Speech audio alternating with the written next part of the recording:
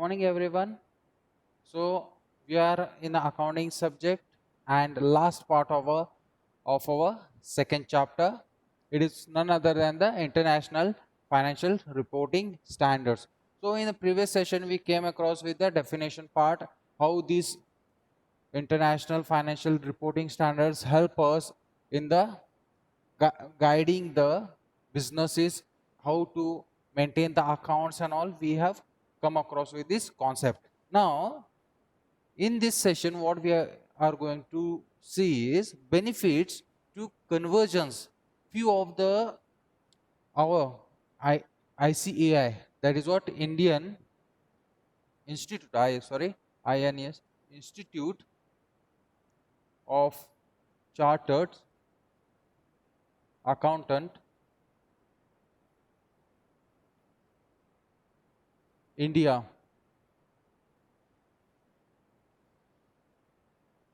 See, in this we will be having the what accounting standards for our nation. As I told you all in the previous session that every country is having their own institution of the accounting. So this is what International Financial Reporting Standards, IFRS. In that again we had one more, this one board, accounting standard boards we are having. Okay, that what their work is to provide the policies or the guidelines to the business concerns, so that how properly they can maintain the accounts. Actual fact is what it is needed to maintain as per the procedure only. If you are running out of that, you will not be the considered in the business environment. Okay, that is what the thing we are going here. Then let's see the benefits.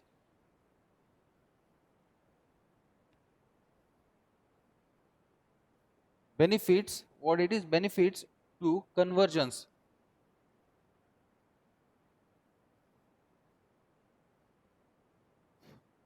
Benefits to conversion of IFRS. What benefits we get from this, that we are going to see here. In the previous session already we have discussed all the things, but to just I will highlight the things. These are globally accepted accounting standards. Globally means it is not for only one country or two country, it is globally expected. And here they have formed International Accounting Standard Board also. These have been formed International Accounting Standard Board. International Accounting Standard Board also, to provide them and to guide them, or else communicate or discuss all the accounting standards, what has to be done, what not the things has to be done here. So let's see, let's move for the benefits. Let's go to and see for the benefit purpose what benefits to convergence of IFRS we are going to see here. The first point says that easy access to global. Here it is easy access to global. What this means? Easy access to global or international capital market. We can say even or international capital market.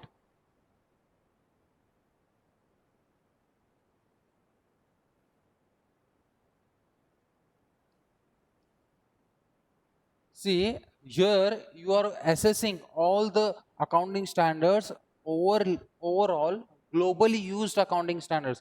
As per that standards, you are maintaining the what accounts of your business. That is what exact what they want from your business. These are the institutions which you are, they provide you the rules, guidelines for this purpose. Okay, then next, second, easy comparison and transparency.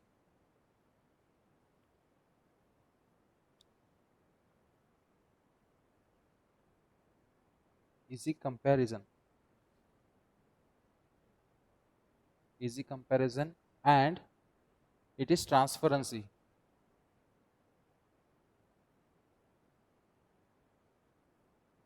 Easy comparison and transparency. Now see, when you are maintaining the account, you can compare the account from other similar producing company or business. See, whenever you are having producing any of the product, same in your competition, the other businesses also are been run.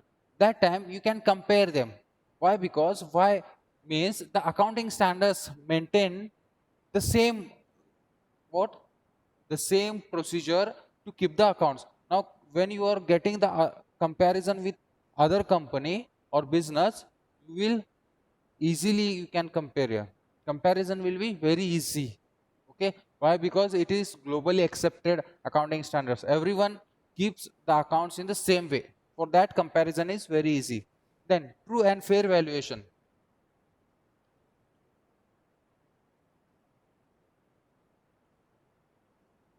What we are having, whatever the accounts are being maintained, they are true and fair. Valuation is been all the accounts, whichever they are having the assets, wealth of the business, most probably we call here as a wealth of the business. Whatever they have invested in the fixed asset, current asset, whatever they are holding, the properties, investment, all will be displayed in the accounts. Okay, that is what the benefit. Then increase trust and reliance.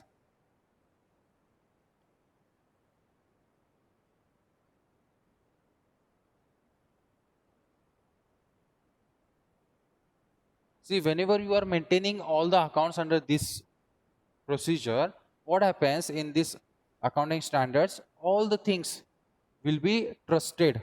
See, in previous sessions, we have discussed what is trust, relevance, reliability, and all. The same way, if you are maintaining all globally, everyone is maintaining all the accounts as per the accounting standards are being told in that process, you will get a trusted and reliable information for the decision taking. Okay, when you are trusting them, means always it is reliable that you can take your financial decisions. Most probably we can call your financial decision. Then last one, eliminates multiple reporting.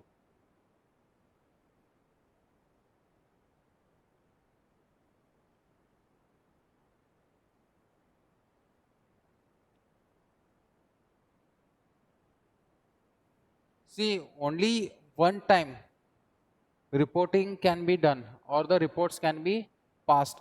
There is no requirement to pass multiple elements, multiple reporting, in double report and all, there is not required. Only once only you can get the things. So these are the benefits to convergence of IFRS. These IFRS, even we are having certain, we have copied down in our this one Institute of Chartered Accountant. What they have done, even they have taken few of the accounting standards from this international, and they are running with that concepts also, that we will be knowing here. This is all about the concepts of the benefits. Okay, then we are having here again, when these standards were applied, at what time they have started, these concepts we are going to know here. See, next will be time schedule of IFRS.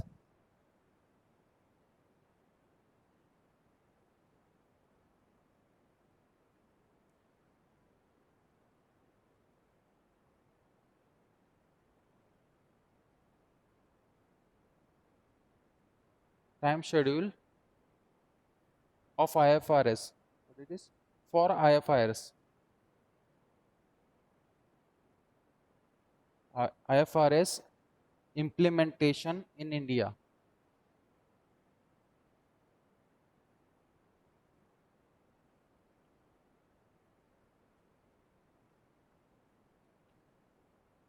See, when it was implemented, time schedule is been given. Now every companies which are been formed, for example, we are talking about here insurance, banking, non-banking, financial sectors are there. For them, when these accounts were introduced, this is the time schedule at when they implemented in our India. Why? Because we are having our own accounting standards. That is what institute. But even from this, we maintain the accounts. Which are that? And when we started to implement this IFRS, we are going to see here. See, phase one in this, companies which are part of NSE, National Stock Exchange. Do you all know NSE? NSE, National Stock Exchange. When they started, then BSE, Bombay Stock Exchange, Bombay Stock Exchange. These are the companies. Okay, what they do, they sell shares, debentures. Shares मतलब पता है, it is a part of capital what we collect from the people. मतलब लोगों से हम लोग capital collect करते हैं. कैपिटल मतलब अमाउंट जो कि इन्वेस्टमेंट करने के लिए बिजनेस में. वो आपको फ्यूचर में सेकेंड ईयर के बुक्स में आपको डिटेल में पता चलेगा. शेयर्स मतलब क्या है, ये डॉक्यूमेंट्री ओनरशिप बोल सकते हैं हम लोग उनको, जो कि पैसे शेयर्स के हिसाब से कंपनीज में इन्वेस्टमेंट करते हैं. और ये जो है दोनों, Bombay stock exchange, national stock exchange जो है, यहाँ पर सभी सेल किया जाता है. ठीक है, बॉम्बे स्टॉक एक्सचेंज मुंबई में है, वो सभी आपको पता चलेगा. डिटेल्स जाने की जरूरत नहीं है, सिर्फ ये जो कंपनीज है, कंपनीज, इनको कब ये इम्प्लीमेंटेशन हुआ है, कब से स्टार्ट हुआ है, देखने वाले हैं. Then it is whose shares and other securities, company shares and other securities are listed on the stock exchange outside India. Stock exchange outside India.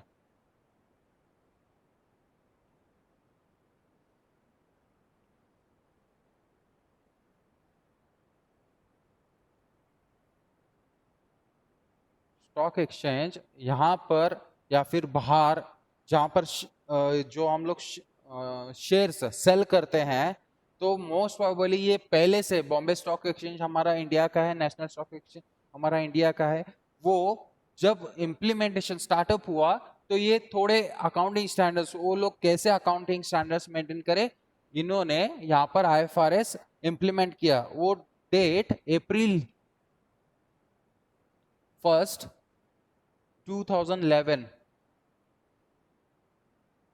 इस महीने में April 1st को 2011 में इन्होंने इम्प्लीमेंट किया है. मतलब इनके हिसाब से सभी अकाउंट्स मेंटेन करे. ये हो गया पहला वाला. अभी दूसरा आएगा, कंपनीज वेदर लिस्टेड और having a net exceeding 5 crores but not 1000 crores. और ये कैसे है, कंपनीज जो है यहाँ पर ये वाले कंपनीज है जो कि सेल करते हैं, और थोड़े कंपनीज 500 करोड़ से 1000 करोड़ में जो डीलिंग करते हैं, वो भी कब से इनके ऊपर डिवाइड किया गया है, 2013 से.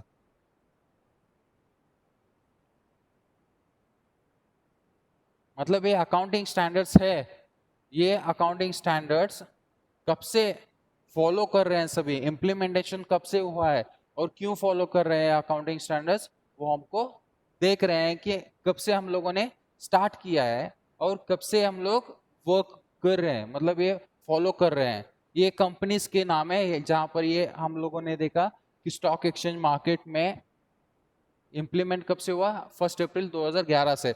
उसके बाद जो कंपनीज 500 करोड़ या फिर 1000 करोड़ के कैपिटल में है, तो उनको इम्प्लीमेंटेशन कब किया गया, 2013 से, अप्रैल से. उसके बाद listed companies which are net ऑफ 500 करोड़ और लेस. अगर 500 करोड़ या फिर लेस, 500 करोड़ या फिर 500 करोड़ से पहले अगर हो तो April 1st 2014. ये थोड़े डेट्स है, तब से ये इम्प्लीमेंटेशन हुआ. और मोस्ट प्रोबेबली इन कंपनीज के ऊपर इम्प्लीमेंटेशन स्टार्ट किया गया है. और कैसे हर एक फील्ड, IT सेक्टर में काम होता है, उनके कैसे अकाउंट मेंटेन किए जाए और मैन्युफैक्चरिंग के अकाउंट कैसे मेंटेन किए जाए, वो डिफरेंट रहेंगे. वो सभी को एक ही तरह से ट्रीट नहीं करते. अभी हम लोग IT सेक्टर में गुड्स और सर्विसेज बोलते हैं. उनकी गुड्स क्या रहते हैं, सॉफ्टवेयर्स प्रोवाइड करना या फिर उनको रन करने के बारे में सोचना. और सर्विसेज क्या होते हैं, वो चाह के उनको सिखाए और कुछ दिक्कत हो तो प्रॉब्लम सॉल्व करे, वो सर्विसेज होते हैं. तो यहाँ पर मैक्सिममली आप देख पाओगे कि ये जो इम्प्लीमेंटेशन किया है उनके डेट्स है, ठीक है। नेक्स्ट ये हो गया पूरा बैंकिंग और इंश्योरेंस का। ये जो कंपनीज है बैंकिंग और इंश्योरेंस और एनबीएफसी,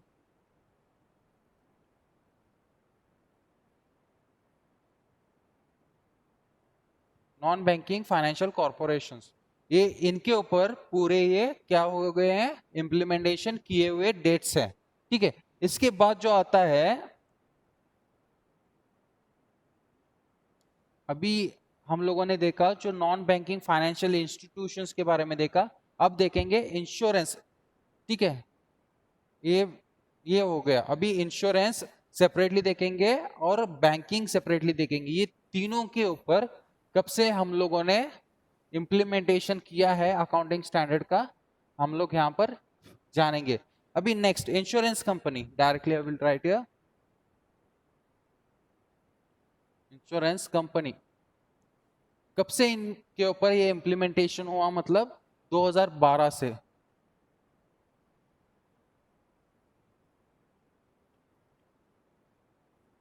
ये इम्प्लीमेंटेशन अकाउंटिंग स्टैंडर्ड्स जो इम्प्लीमेंटेशन किए गए 2012 में इंश्योरेंस कंपनीज के ऊपर किए गए हैं। उसके बाद आता है बैंकिंग कंपनीज, और बैंकिंग कंपनीज बोलते हैं हम लोग सभी बैंक्स जो अकाउंट्स मेंटेन करते हैं, हम लोग डिपॉजिट करते हैं, उसी के साथ हम लोग लोन लेते हैं, ये सभी सेविंग्स करते हैं, ये सभी जो है उनके ऊपर भी वो अकाउंट्स कैसे मेंटेन करे उनके लिए पहले ये इम्प्लीमेंटेशन किया गया है। और उसके बाद जो होता है कंपनीज, हम लोगों ने प्रीवियसली अभी इरेज करते वक्त देखा 500 करोड़ या फिर 1000 करोड़ के बीच में कब इम्प्लीमेंटेशन हुआ, 2013 में। उसके बाद 500 करोड़ या फिर उससे कम कब हुआ, 2014 में। वो पॉइंट्स जो है वो सिर्फ इम्प्लीमेंटेशन कब स्टार्ट हुआ, ये IFRS कब से इंप्लीमेंट किया गया, कब से स्टार्ट किया गया, वो हमने देखा। इंश्योरेंस कंपनीज अप्रैल 2012 से स्टार्टअप हुआ है। अभी फिर से इसके आगे जो होगा पार्ट बैंकिंग कंपनीज।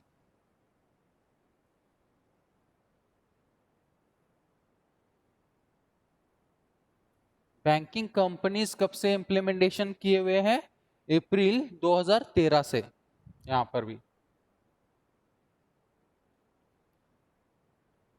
अप्रैल 1 2013 से क्या हो गया, इन्होंने इंप्लीमेंटेशन किया है। IFRS के जो अकाउंटिंग स्टैंडर्ड्स है वो इंप्लीमेंटेशन किए गए हैं, ठीक है। तो यहां पर भी अर्बन बैंक्स होते हैं, कोऑपरेटिव सोसाइटीज होते हैं, पता है आपको, अर्बन या फिर रूरल कोऑपरेटिव सोसाइटीज। तो यहां पर कैसा है, कम शेड्यूल्ड बैंक्स जो कि 300 करोड़ के ऊपर रहते हैं, ये जो बैंकिंग्स है शेड्यूल बैंक्स बोलते हैं हम लोग, जैसे SBI वगैरह है, जो कि कितने 300 करोड़ के अमाउंट के ऊपर जो रहते हैं उनको इस डेट के ऊपर किया गया है, अप्रैल 1 2013 से स्टार्टअप किया है। और जो 200 से मतलब कोऑपरेटिव, अर्बन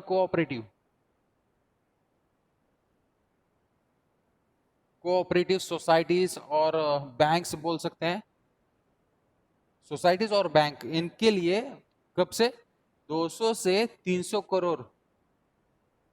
करोड़ का जो अमाउंट होता है उसमें अगर हो तो उनके लिए अप्रैल 1 2014 से।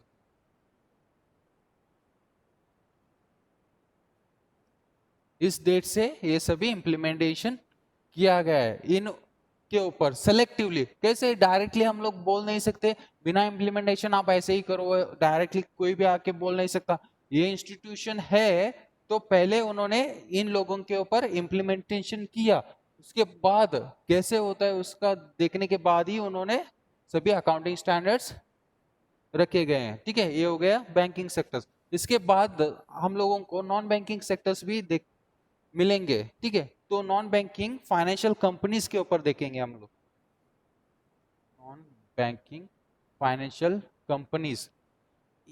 इनमें से स्पेसिफिकली कंपनीज जो NSE, अभी नाम लिखा था मैंने, NSE यस ई जो है, तो यहाँ पर इम्प्लीमेंटेशन करने की क्या जरूरत है? ये जो है ये एजेंट की तरह काम करते हैं। ये जो कंपनीज है एजेंट की तरह। मैंने एबीसी कंपनी ओपन की है, मुझे शेयर्स मतलब मुझे थोड़ा कैपिटल कम हो गया है, तो मैं शेयर्स इशू कर रहा हूं। शेयर्स इशू कर रहा हूं मतलब मैं ओनरशिप दे के पैसे कलेक्ट कर रहा हूं। ठीक है, तो इस वक्त क्या होता है, हम लोग एक डॉक्यूमेंटेशन गारंटियर लेके एक बैंकिंग सेक्टर या फिर सोसाइटी से इंस्टीट्यूशन से लेके हम लोग क्या करते हैं, यहां पर सेल करते हैं अपनी शेयर्स। तो इशू करने के बाद हम लोगों को कैपिटल मिलता है। यहाँ पर शेयर्स इशू करना उसमें बहुत सारा बड़ा प्रोसेस होता है। पहले एप्लीकेशन दो, उसके बाद अलॉट करो, उसके बाद first call second call collect करो, उसके बाद पूरा अमाउंट फाइनल कॉल में आप कलेक्ट करेंगे। तो ऐसे प्रोसीजर होता है, उसमें articles of association, memorandum of association, बहुत सारे पॉइंट्स आते हैं। वो बहुत ही ब्रीफ और बड़ा कॉन्सेप्ट है। वो सेकेंड ईयर में आपको पूरा एक बुक ही है, मतलब अकाउंटेंसी में पार्ट 1 पार्ट 2 बुक होता है, उसमें पार्ट 2 बुक में ये सभी आपको मिलेंगे। ठीक है, तो ये हो गया शेयर्स इशू के बारे में। तो यहाँ पर इम्प्लीमेंटेशन डेट्स बोले गए हैं। इनका इम्प्लीमेंटेशन अप्रैल 1 2013 से इनके ऊपर इम्प्लीमेंटेशन किया गया है। ये हो गए अमाउंट्स एक्सीड, मतलब 1000 करोड़ नेटवर्थ नेटवर्क में हो तो कितना, और 500 करोड़ के नेटवर्क में हो तो कितना। ये कंपनीज का अलग अलग डेट्स बताए गए हैं। तो आप एक बार देखने के बाद आपको पता चल जाएगा कि कौन से कंपनीज कब ये आईएफआरएस फॉलो करने लगे, इनमें कब इम्प्लीमेंटेशन स्टार्ट किया गया, आप जान पाओगे। ठीक है, तो इसके बाद जो कॉन्सेप्ट है, जो कि लास्ट कॉन्सेप्ट है, हम लोग उसे देखेंगे अभी। यहाँ पर अकाउंटिंग स्टैंडर्ड्स करंटली एप्लीकेबल जो हमारे देश में है, वो एक एक पॉइंट्स देखेंगे हम लोग। ठीक है, तो accounting standards that are currently applicable.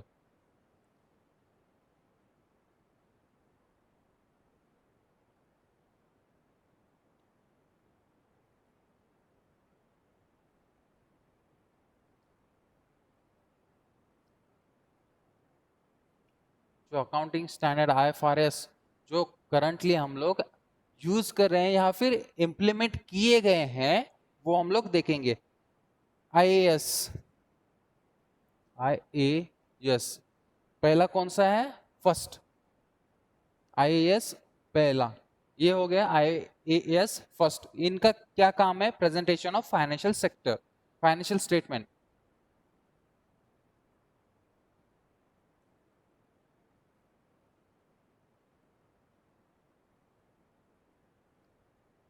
पहला आईएएस मतलब accounting standard, Indian accounting standard बोलते हैं हम लोग। आईएएस का मतलब क्या है? Indian accounting standard first.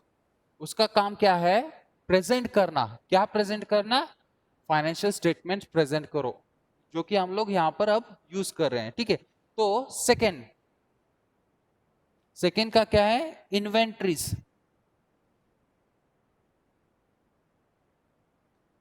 अपने क्या इन्वेंट्रीज किए गए हैं, क्या स्टॉक मशीनरीज जो सभी होते हैं, वो आपको डिस्क्लोज करना है। ठीक है, नेक्स्ट होता है कैश फ्लो स्टेटमेंट। यहां पर नेक्स्ट है सेवेंथ,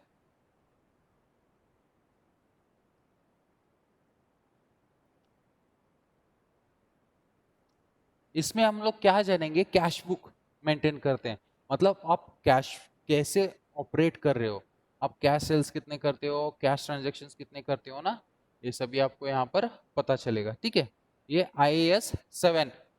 इसमें से सेलेक्टिवली पूरे हम लोग फॉलो नहीं करते हमारे इंडिया में।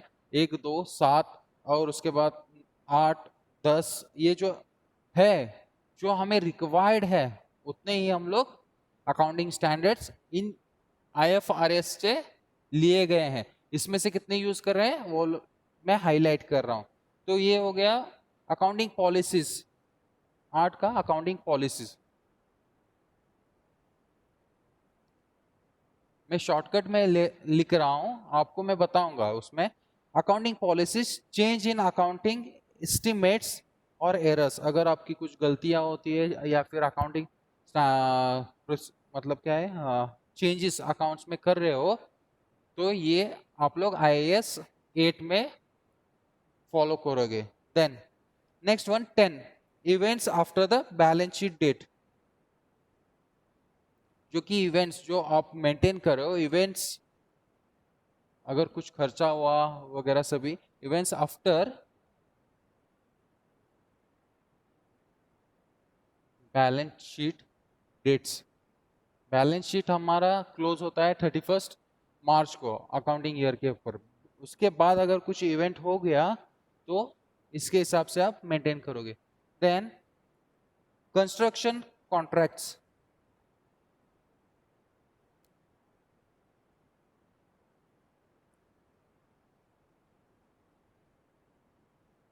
कंस्ट्रक्शन कॉन्ट्रैक्ट्स के बारे में अगर कुछ आप अकाउंट्स मेंटेन कर रहे हो तो इसके अंडर मेंटेन करोगे, अकाउंटिंग स्टैंडर्ड 11। उसके बाद जो आता है 12 इनकम टैक्स। इनकम टैक्स यहाँ पर पे करते हो, कैसे करते हो, क्या करते हो, वो सभी देखोगे। उसके बाद आता है 16 प्रॉपर्टी प्लांट एंड इक्विपमेंट।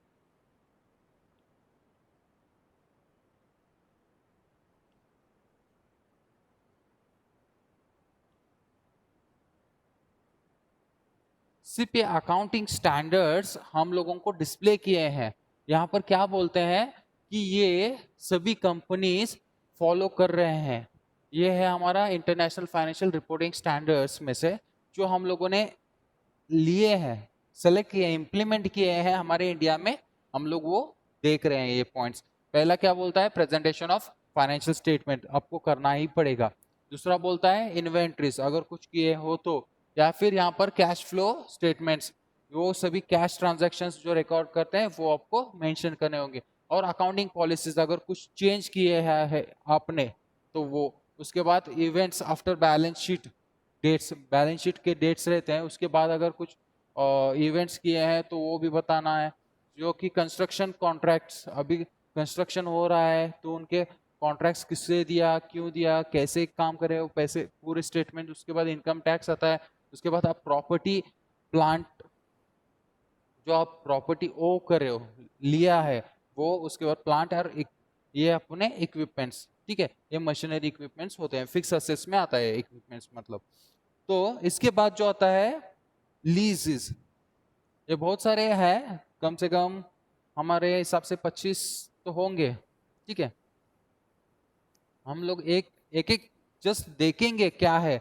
ये तो हम लोगों को अभी के अभी इम्प्लीमेंटेशन तो नहीं कर रहे हैं, या फिर हम लोग इसके ऊपर जान भी नहीं पा रहे हैं। ये सब हम लोग किस लिए देख रहे हैं, जो हम लोग मेंटेन कर रहे हैं अकाउंटिंग, इसके ऊपर हम लोग मेंटेन कर रहे हैं, हम लोग जान जान रहे हैं लीज। आप कुछ डॉक्यूमेंट्स, सॉरी डॉक्यूमेंट्स नहीं, प्रॉपर्टीज लीज पे लिया है आपने वगैरह बिजनेस स्टार्टअप करने के लिए, जगह या फिर बिल्डिंग, वो सभी अकाउंट्स मेंटेन करने के लिए। उसके बाद 18 रेवेन्यू, आपने सेल करने के बाद गुड्स सर्विसेज कितना आपका रेवेन्यू है वो मेंटेन करें। उसके बाद एम्प्लॉयज बेनिफिट्स,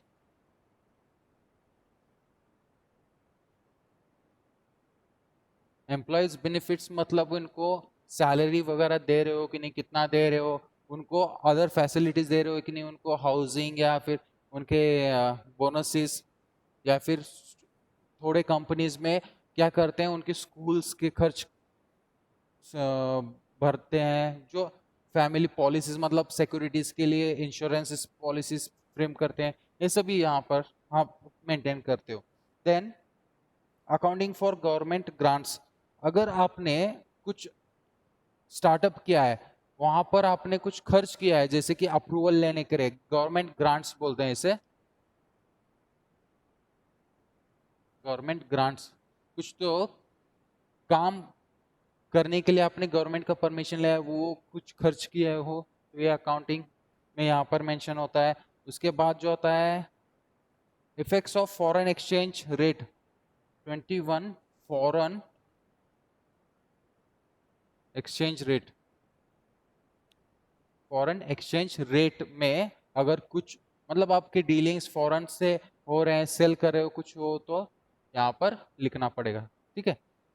मेंटेन कर दें ये सभी जो है वो आपके ऊपर, आपका जो बिजनेस है उसमें से जो एप्लीकेबल होते हैं वही यूज करना है। पूरे ओवरऑल हमारे इंडिया में जितने इम्प्लीमेंट है या फिर एप्लीकेबल है अकाउंटिंग स्टैंडर्ड्स वो यहाँ पर डिस्क्लोज किए गए हैं। आपके इसके ऊपर डिपेंड रहता है कि आपके बिजनेस के ऊपर आपको कौन सा एप्लीकेबल होता है। बोरोइंग कॉस्ट,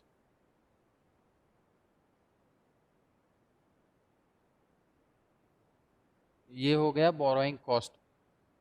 आप अगर कुछ कंपनी में काम कर रहे हो तो कुछ कॉस्ट मतलब खर्चा बोरो करते हो पैसे, तो वो वगैरह ऐसा कुछ हो तो यहाँ पर मेंटेन करते हैं। उसके बाद रिलेटेड पार्टी डिस्क्लोजर,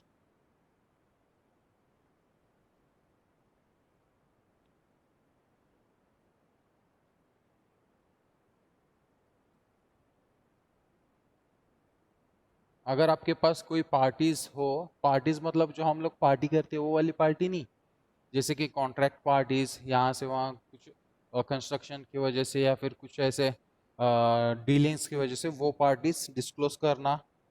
उसके बाद जो आता है, कहाँ पर आए हम लोग, पार्टीज मतलब ये हो गया 24 हो गया।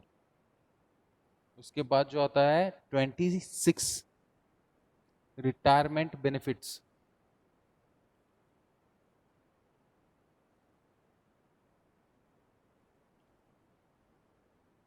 अगर आपका फर्म बिजनेस पार्टनरशिप फर्म है तो कोई एक पार्टनर रिटायर हो रहा है, ठीक है, तो उसके बेनिफिट्स क्या होते हैं, क्या दिया आपने, उसका शेयर कितना होता है, ये सभी यहाँ पर सभी जो अकाउंट्स हम लोग जैसे पार्टनरशिप में होगा ये तो ये रिटायरमेंट का लगेगा, ठीक है। अगर वो कंपनीज मैन्युफैक्चरिंग कंपनी हो जो कि शेयर मार्केट्स में डीलिंग कर रही हो तो उनमें तो ऐसा कुछ होता नहीं। तो ये डिपेंडेड है कि आपको कौन से अकाउंट्स कहाँ पर लेने हैं, मेंटेन कर रहे हैं, ठीक है। ये हो गया ये ओवरऑल जो पॉइंट्स है अकाउंटिंग स्टैंडर्ड्स हम लोग देख पा रहे हैं। यहाँ पर बहुत सारे पॉइंट्स है, हम लोग पूरे के पूरे डिस्कस करने के लिए टाइम मिलेगा या फिर नहीं पता नहीं, क्योंकि मैं यहाँ पर डिस्क्लोज कर रहा हूँ। आप अगर टेक्स्ट बुक में जाके देखोगे तो पता चल जाएगा। मैं सिर्फ यहाँ पर नंबर्स लिख के बताऊंगा अभी, मतलब थोड़ा टाइम कंज्यूमिंग हो रहा है तो मैं ट्राई करूंगा वो खत्म करने के लिए। कंसोलिडेटेड बैलेंस शीट, ये 27 कंसोलिडेटेड बैलेंस शीट, ये क्या है ये आपको पता चल जाएगा, ठीक है। ये कंसोलिडेटेड मतलब दो बैलेंस शीट्स हम लोग कंसोलिडेट कर रहे हैं, मैच कर रहे हैं या फिर मिक्सअप कर रहे हैं, वो आपको पता चल जाएगा। मैं पूरा ये डिटेल लूंगा तो फिर से ज्यादा टाइम कंज्यूमिंग होगा। ये जो अकाउंटिंग स्टैंडर्ड्स है हम लोग आगे चल के एक एक कॉन्सेप्ट हम लोग आगे जैसे हम लोग बढ़ेंगे वो हम लोग इम्प्लीमेंट करते रहेंगे, ठीक है। और कहाँ पर क्या यूज हो रहा है हम लोगों को पता चल जाएगा। एक ही क्लास में अगर आगे का हम लोगों ने यहाँ पर ब्रीफ एक्सप्लेनेशन लिया तो हम लोगों को टाइम कम पड़ सकता है, ठीक है। तो आगे, this is what consolidated and separate financial statement, consolidated and separate financial statement बोल सकते हैं,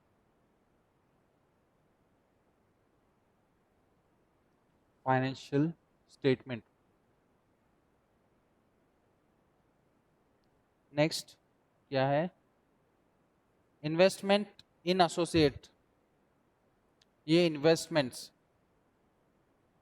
इन्वेस्टमेंट के बारे में अकाउंटिंग स्टैंडर्ड्स। उसके बाद जो आता है 29 financial reporting, inflationary economy hyper, जब इन्फ्लेशन होता है, इन्फ्लेशन मतलब पता है आपको, सडनली प्राइजेस चेंज होने की वजह से इकोनॉमिक में इन्फ्लेशन होता है। मतलब अभी आपको पता होगा ओनियन के प्राइजेस 20 30 40 रुपए का 100 रुपए हो गया है।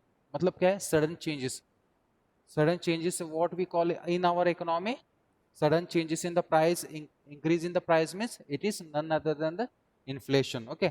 तो ये अगर इन्फ्लेशन हो तो ये वाला हो गया हाइपर इन्फ्लेशनरी इकोनॉमीज। उसके बाद आता है 31, 31 जो है यहाँ पर क्या होगा, इंटरेस्ट ऑन जॉइंट वेंचर्स। अगर आप जॉइंट वेंचर्स देख रहे हैं, इंटरेस्ट बोलते हैं यहाँ पर, इंटरेस्ट ऑन जॉइंट वेंचर्स पे मेंटेन करना है अकाउंटिंग स्टैंडर्ड। उसके बाद जो आता है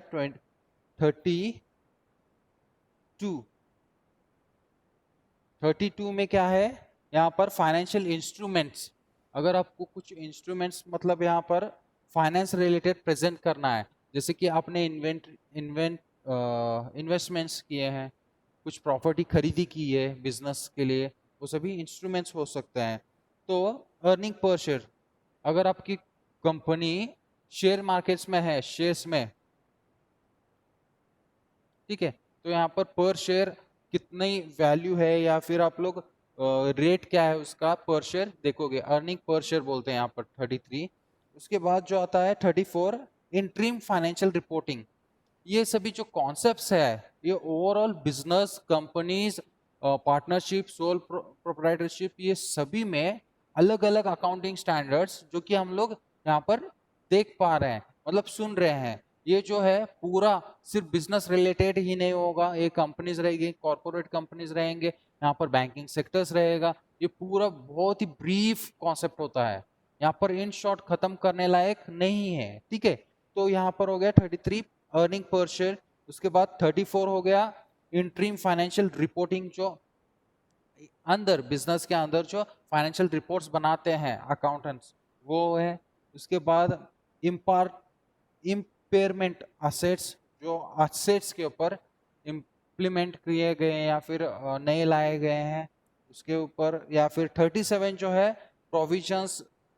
उसके बाद कॉन्टिजेंसी लायबिलिटीज एंड असेट्स, जैसे कि हम लोग डेप्रिसिएशन वगैरह बोलते हैं, प्रोविजंस रखते हैं, प्रोविजंस ऑन क्या बोल सकते हैं, असेट्स कोई भी हो, तो फिक्स असेट्स के ऊपर प्रोविजंस ऑन डाउटफुल डेट्स बोलते हैं, डिबेंचर्स के ऊपर वगैरह, वो सब भी होता है। उसके बाद जो 39 जो है financial instruments recognization and measurement. Financial instruments क्या होते हैं, उसे रिकॉग्नाइज कैसे किया जाता है, वो सभी देखेंगे। उसके बाद 40 investment property, investment in property, अगर कुछ प्रॉपर्टी खरीदी किया है उसमें जो है इन्वेस्टमेंट। लास्टली 41 जो आता है IAS 41, वो एग्रीकल्चर बेस्ड है। 41 लास्ट एग्रीकल्चर के ऊपर है।